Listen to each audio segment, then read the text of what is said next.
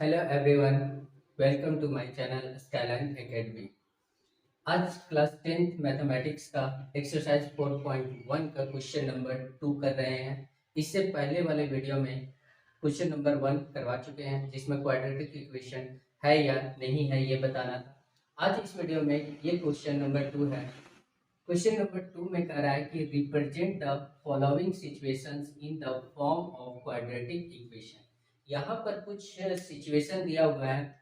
इन situation को देखकर बताना है कि ये क्वाड्रेटिक इक्वेशन के फॉर्म में है या नहीं है। ओके, तो फर्स्ट क्वेश्चन ये है हमारे पास कि the area of a rectangular plot is 528 metre square. एक रेक्टेंगुलर प्लॉट है। रेक्टेंगुलर प्लॉट का एरिया जो दिया हुआ है 528 मीटर स्क्वायर दिया हुआ है। The length of the plot in metre, यहाँ पे है सो प्लॉट का लेंथ है, लंबाई जो है इन मीटर मीटर में दिया हुआ है, is one more than and twice its breath. यानी कि ये कहा गया है कि जो लंबाई है वन मोर देन एक ज्यादा होगा और ट्वाइस इट्स ब्रीथ, ब्रीथ का ट्वाइस करने के बाद एक ज्यादा होगा। We need to find the length and breadth of the plot. तो हम लोगों को जरूरत होता है लेंथ और ब्रीथ फाइंड करने का। ओके, तो हमें ये सिर्फ दिखाना है कि इस सिचुएशन का क्वाड्रेटिक इक्वेशन बनेगा या नहीं बनेगा। तो अगर इसका ऐसा मान लेते हैं कि let the breadth of plot x metre. अगर हम इस प्लॉट का ब्रीथ ब्रीथ को मान लिए कि x मीटर है, जैसे ये रेक्टेंगुलर प्लॉट है जिसकी ब्रीथ जो है नहीं दिया हुआ है, x मीटर ले लिए। ओके, अब यहाँ पे है सो लेंथ क्या होगा इसका, यहीं पे कहा गया है कि length of the plot is one more than twice its breadth. अगर ब्रीथ का ट्वाइस किया गया, x मीटर है तो इसको ट्वाइस किया गया 2x प्लस एक ज्यादा वन मोर, तो 1 इतना मीटर। द लेंथ ऑफ प्लॉट जो हो जाएगा वो 2x प्लस 1 मीटर होगा। उसके बाद हम लोग जानते हैं एरिया। एरिया जो होता है लेंथ इंटू ब्रीथ, तो लेंथ इसका पास कितना है, एरिया ऑफ लेंथ, लेंथ ये हो गया, ब्रीथ ये हो गया, इन दोनों का multiply x into 2x plus 1 metre square, इसका एरिया आ गया। अकॉर्डिंग टू क्वेश्चन जब एरिया ये आया है, लेकिन एरिया हमारे पास कितना दिया हुआ है 528 मीटर स्क्वायर, तो यहाँ से अगर देखा जाए ये एरिया और ये एरिया इक्वल होना चाहिए x into 2x plus 1 equal to 528। अब ये हमारे पास जो है ये क्वाड्रेटिक इक्वेशन है या नहीं है ये चेक करना है। तो इसको चेक करने के लिए हम लोग क्या करेंगे कि इसको मल्टीप्लाई करेंगे, इसको मल्टीप्लाई x एंड 2x, तो 2x square plus x and 1 x equal to 528 आ गया। इस 528 को लेफ्ट साइड लेके आएंगे तो 2x square plus x minus 528 equal to 0। क्या ये क्वाड्रेटिक इक्वेशन के फॉर्म में है? यहाँ पर जो क्वाड्रेटिक इक्वेशन का फॉर्म होता है वो ये होता है a x square plus b x plus c equal to 0। क्या ये इस फॉर्म में है? तो एक्स स्क्वायर के साथ है एक्स का भी है और ये सी का भी है यहाँ पे वैल्यू, तो this is the quadratic equation. यह क्वाड्रेटिक इक्वेशन है, तो मतलब कि ये जो है सिचुएशन, ये सिचुएशन हमारा क्वाड्रेटिक इक्वेशन के फॉर्म में है। ओके, बढ़ते हैं नेक्स्ट क्वेश्चन की ओर। ये हमारे पास सेकंड क्वेश्चन है, सेकंड का सेकंड क्वेश्चन है। अब ये जो सिचुएशन है, क्या ये सिचुएशन है सो क्वाड्रेटिक इक्वेशन का फॉर्म करता है या नहीं करता है, इसको देखेंगे। क्वेश्चन ये कह रहा है कि the product of two conjugative positive integer, यानी कि प्रोडक्ट करना है दो कंजुगेटिव पॉजिटिव इंटीजर्स का इस 306।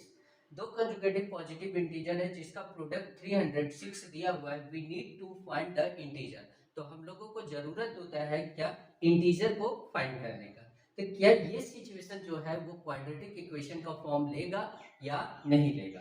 तो यहाँ पे है सॉल्यूशन कर रहे हैं कि लेट द फर्स्ट इंटीजर, अगर हम कोई भी फर्स्ट इंटीजर को मान लिए कि बी एक्स, एक इंटीजर जो पहला इंटीजर है वो एक्स है एंड द सेकेंड इंटीजर, यहाँ पे कंजुगेटिव करने का मतलब कि इससे एक ज्यादा, ठीक है। तो अगर ये एक्स है तो सेकेंड इंटीजर एक्स प्लस 1 हो जाएगा। ओके, उसके बाद है इन दोनों का प्रोडक्ट। यहाँ पे प्रोडक्ट के बारे में बोला गया, तो इन दोनों का प्रोडक्ट जो होता है वो एक्स इंटू एक्स प्लस 1 होगा। अकॉर्डिंग टू क्वेश्चन ये कह रहा है कि अगर इसका प्रोडक्ट ये आया है तो क्वेश्चन में ये कहा गया है कि इसका प्रोडक्ट 306 है, मतलब कि ये जो है और ये 306 ये इक्वल होगा according to question x into x plus 1 equal to 306। ये प्रोडक्ट 306 है।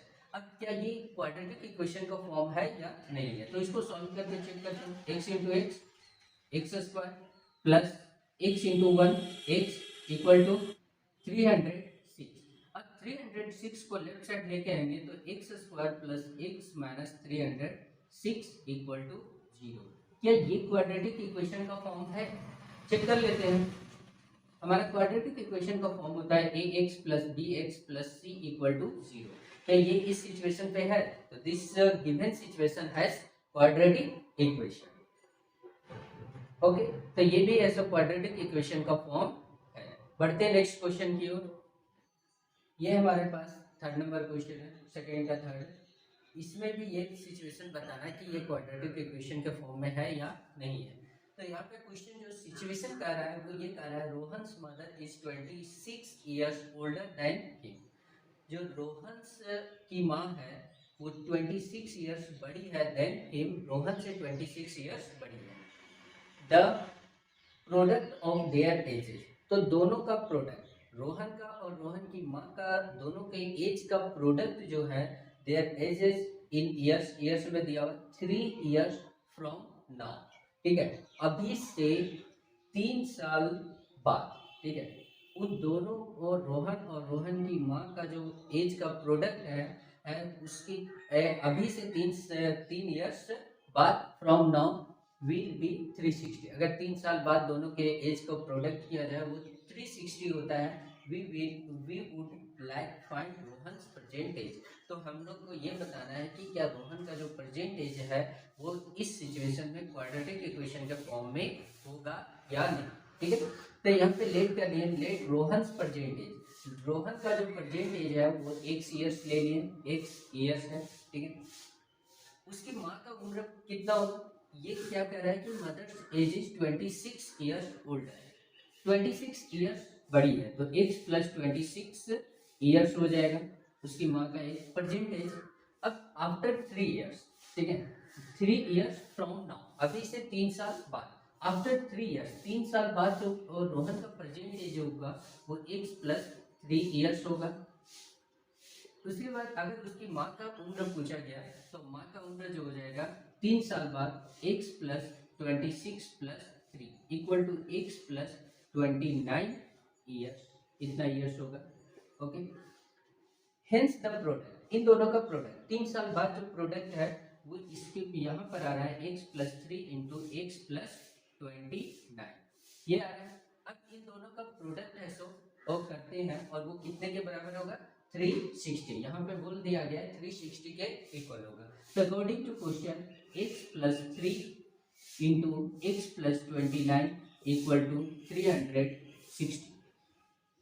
इन दोनों का प्रोडक्ट करते हैं तो x into x plus 29 plus 3 into x plus 29 equal to 360। और इसको करते हैं एक्स एक्स स्क्वायर हो जाएगा, इसको और इसको करते हैं 29 एक्स प्लस इसको और इसको मल्टीप्लाई करेंगे 3x प्लस इसको और इसको मल्टीप्लाई करेंगे तो 87 इक्वल टू 360 होगा। अब क्या करते हैं, इसको सॉल्व कर लेते हैं थोड़ा सा। X square plus 29 3x square करेंगे तो 31x plus 87 minus 360 equal to 0।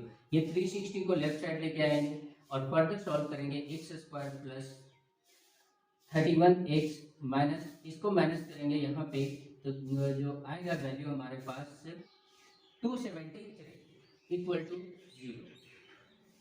तब अब ये चेक करना है कि क्या ये क्वाड्रेटिक इक्वेशन के फॉर्म में है या नहीं है। तो यहाँ पे हम देख रहे हैं कि ये क्वाड्रेटिक इक्वेशन के फॉर्म में है। This situation is given in quadratic equation, quadratic equation. Okay, तो ये भी ऐसा सॉल्व हो गया। बढ़ते हैं नेक्स्ट क्वेश्चन की ओर। ये हमारा सेकेंड का डी नंबर क्वेश्चन है, फोर्थ क्वेश्चन, और ये इस एक्सरसाइज का 4.1 का ये लास्ट क्वेश्चन है। तो कहते हैं कि a train travels a distance, एक कोई ट्रेन है वो ट्रैवल कर रहा है ए डिस्टेंस 480 किलोमीटर 480 किलोमीटर का डिस्टेंस ट्रैवल कर रहा है एट ए यूनिफॉर्म स्पीड, एक यूनिफॉर्म स्पीड के साथ। If the speed had been 8 kilometre less, 8 kilometre per hour less, तो उसका स्पीड क्या हो रहा है कि 8 किलोमीटर पर आवर लेस हो जा रहा है, then it would have taken 3 more to cover the same distance. तो क्या होता है कि अगर उसका स्पीड 8 किलोमीटर पर आवर कम हो जाता है तो वो 3 घंटे ज़्यादा लेता है, 3 hours more to cover the same distance, उसी डिस्टेंस को 480 किलोमीटर को कवर करने में ज़्यादा टाइम लेता है।